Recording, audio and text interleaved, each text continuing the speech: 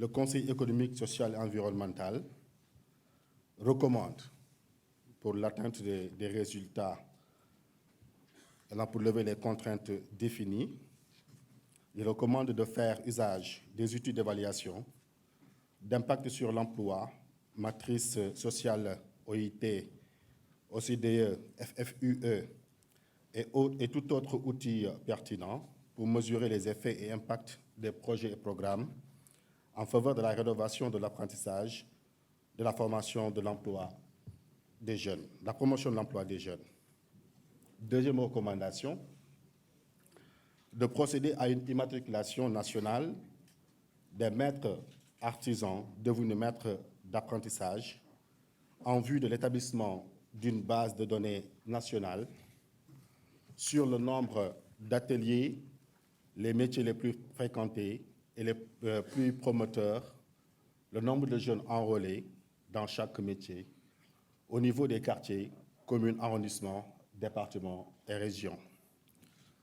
La troisième recommandation du Conseil économique par rapport à l'apprentissage, il s'agit d'améliorer le suivi du marché du travail par l'organisation et la mise à niveau du secteur informel, notamment les unités de production artisanale,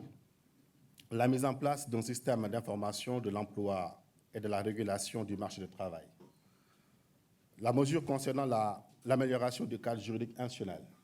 le Conseil économique social recommande d'adopter le décret d'application de la loi 2015-01 du 6 janvier 2015 portant loi d'orientation de la formation professionnelle et technique, notamment sur la certification, le statut des établissements, le partenariat public-privé, l'autonomisation des établissements. Recommandation 5, le Conseil recommande d'accélérer la mise en œuvre du décret 2006-557 du 8 avril 2010 en cohérence au règlement de l'UEMOA numéro 01-2014 du 27 mars 2014 portant code communautaire de l'artisanat de l'Union économique monétaire ouest-africaine, notamment en ses articles 11, 12 et 13, qui confèrent à la direction de l'apprentissage la prérogative d'organiser l'apprentissage en s'appuyant notamment sur les chambres des métiers et les organisations professionnelles. Recommandation 6, le Conseil demande d'harmoniser l'ensemble des textes de loi en matière de financement de l'entrepreneuriat avec de nouvelles dispositions qui tiennent compte de la spécificité du sous-secteur de l'apprentissage et en levant également les contraintes d'ordre réglementaire, empêchant par exemple le Fonds national de l'entrepreneuriat féminin de recourir à la finance islamique. Recommandation 7, d'aller dans le sens de la fusion entre la direction de l'artisanat et de l'Agence nationale de la promotion de l'emploi, APDA,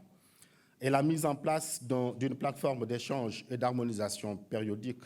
des interventions entre les différentes structures APDA, DER, ANPEJ, ONFP, 3FPT, etc.